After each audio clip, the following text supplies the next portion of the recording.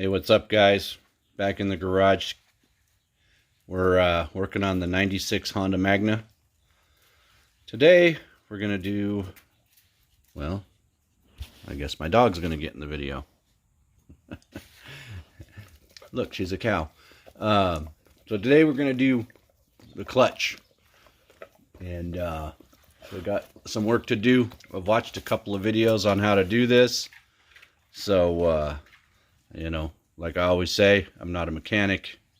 I'm not an expert, never claimed to be. Well, I'm not a YouTuber either, so don't expect a perfect video. Alright, so we got to remove this cover here. In order to remove this cover, we got to pull the shroud off of the pipe. We got to pull this foot peg and the brake pedals assembly out of the way to get to all these bolts right here. And then we're going to pull it out. It looks like a fairly simple operation. We're going to get into it and find out. First things first, I got to drain the oil. I'll pop a new filter on just so we're ready to go when we're all done.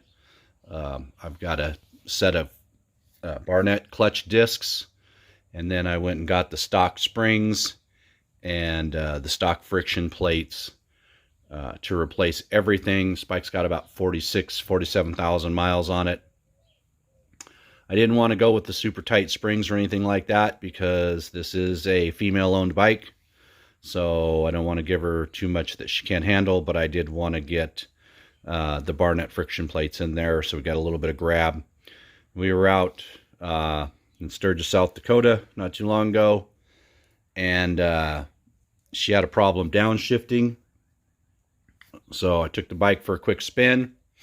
And when I was really getting on it and going through the gears, I noticed that it seemed like the clutches were slipping a little bit.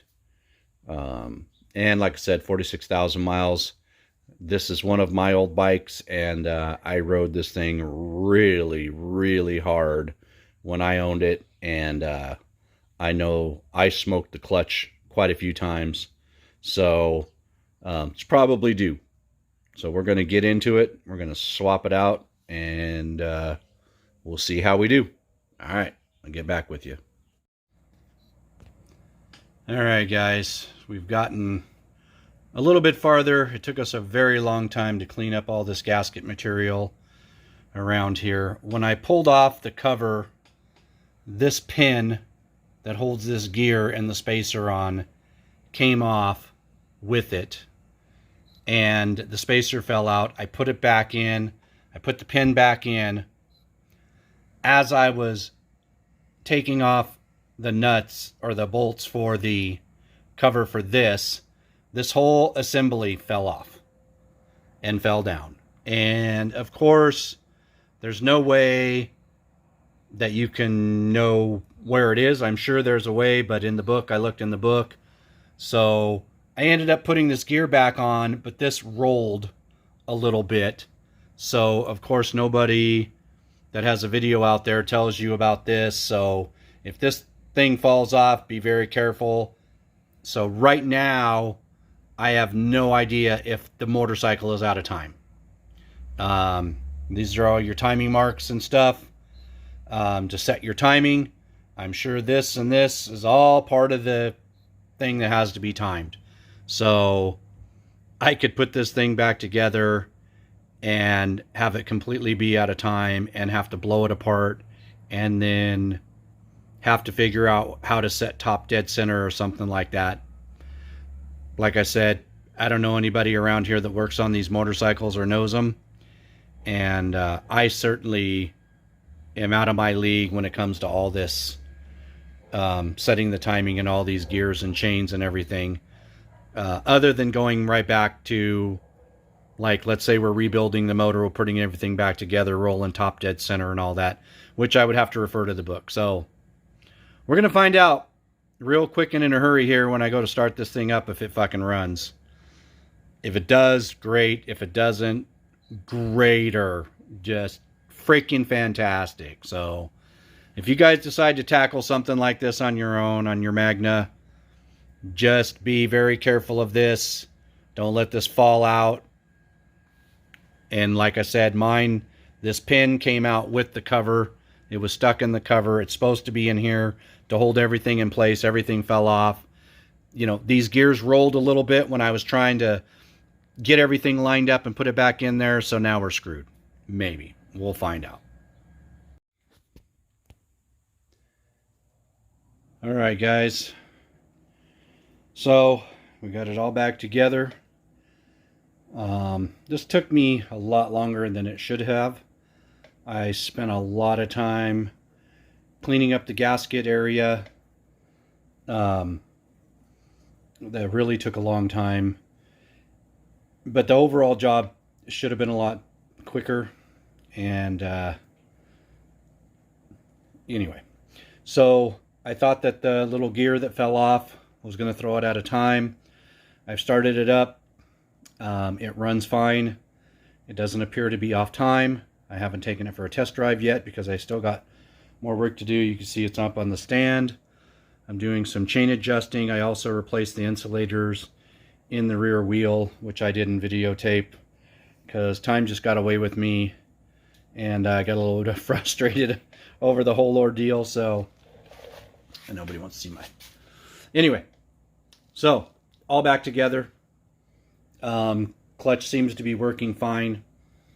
I did not use what I bought, so let me show you. Like I said, I bought the Barnett clutch discs, okay, but I wanted to replace the steel plates and the springs, so I bought this kit right here off of eBay. It says it's an OEM kit. The steel plates were just, they didn't look nice at all.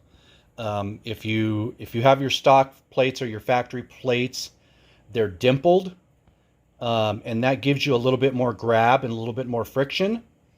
And these plates were they look like stamped steel. They were smooth. They weren't even finished. It looked really cheap, and I must say it was a cheap kit, but it said it was OEM, so I was expecting that the metal plates were going to be good, but I chose not to use them. Mine were in good shape. Had a couple of minor spots where it showed like they were burnt, which doesn't surprise me at all, but I wasn't going to use the ones in here. So I ended up buying this whole kit, and all I ended up using out of it was the springs, because I wanted to replace the springs just in case the stock springs were getting weak. It feels very nice. The clutch feels very nice. The springs, I believe, helped out quite a bit. So I could have probably saved myself another 20 bucks or so and just got the springs. But, you know, you live and you learn. I should have bought the Barnett friction plates from the same place that I bought the clutch discs from. I didn't do that. And that's another live and learn situation. So this thing will probably go, this has got 47,000, probably go another if it goes another 47,000, this bike will have almost 90,000 on it, or over 90,000. It's probably not going to be running at that point, unless I rebuild the motor, and I don't know if I'm going to go that far once it gets that old. But there you have it, guys. Clutch was replaced. Everything went back together okay, started up fine. If you're doing this on your own bike, like I said, be careful when you take off this cut side cover. Make sure that those little pins that I showed you don't come out with the cover and make that gear fall off. So there you have it. And I'm back on the back wheel. Like I said, I'm doing a chain adjustment, lubing the chain, and I bought some insulators for inside the rear wheel on the other side. The rubber insulators. Let me see if I got one handy. These little boogers right here. These are from brand new, or from 1996. They really look like they're in good shape. They don't show a lot of wear and tear on them. But I had a lot of play in the rear sprocket. And you have a little bit of play normally with these rubber insulators.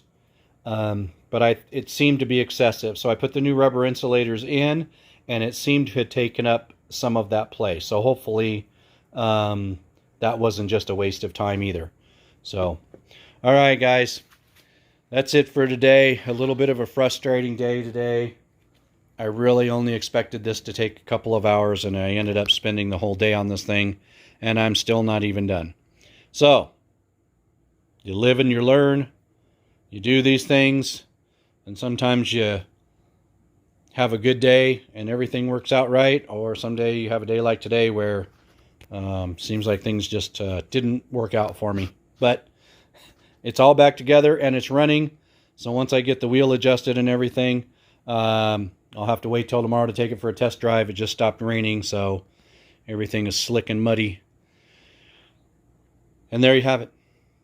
So next time, guys, hopefully a funner project.